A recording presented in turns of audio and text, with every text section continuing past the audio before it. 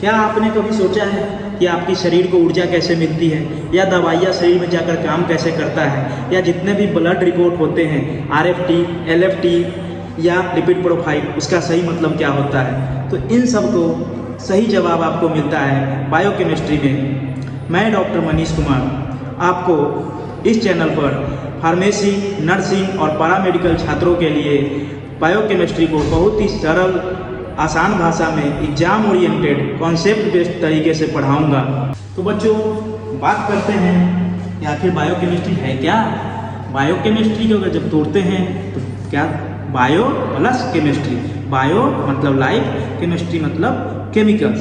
सो biochemistry क्या है? अगर सिंपल शब्दों में कहूँ तो बायोकेमिस्ट्री क्या है? The chemistry of life, the chemistry of life.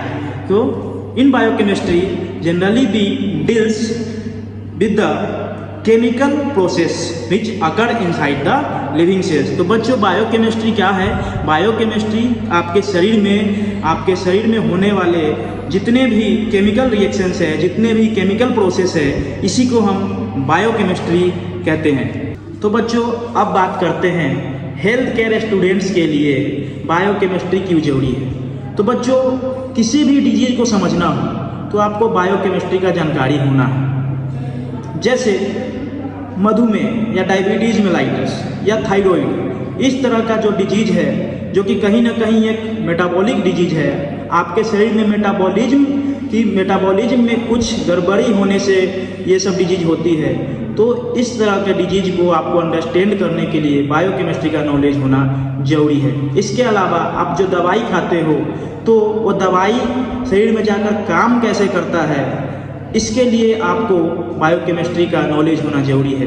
इसके अलावा जितने भी एंजाइम्स होते हैं वो आपके शरीर में जाकर काम कैसे करता है, एंजाइम्स का क्या भूमिका होता है, उनको समझने में जरूरी होता है।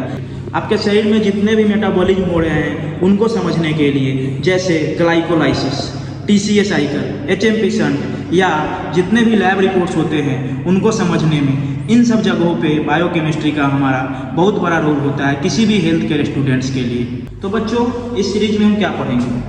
इस पूरी सीरीज में हम पढ़ेंगे बायोमोलिक्यूल्स, इसके अलावा विटामिन्स, इसके अलावा एंजाइम्स एंड एंजाइम्स काइनेटिक्स, इसके अलावा मेटाबॉलिज्म, इसका ग्लाइकोलाइसिस का, TCA साइकिल का, HMP शंट हो गया, इसके अलावा ETC हो गया, इलेक्ट्रॉन ट्रांसपोर्ट चेन, इसके अलावा क्लिनिकल बायोकेमिस्ट्री, और सबसे most important exam oriented important questions और उसको लिखना कैसे है, इन सब के बारे में हम बात करने वाले हैं इस पूरी सीरीज में।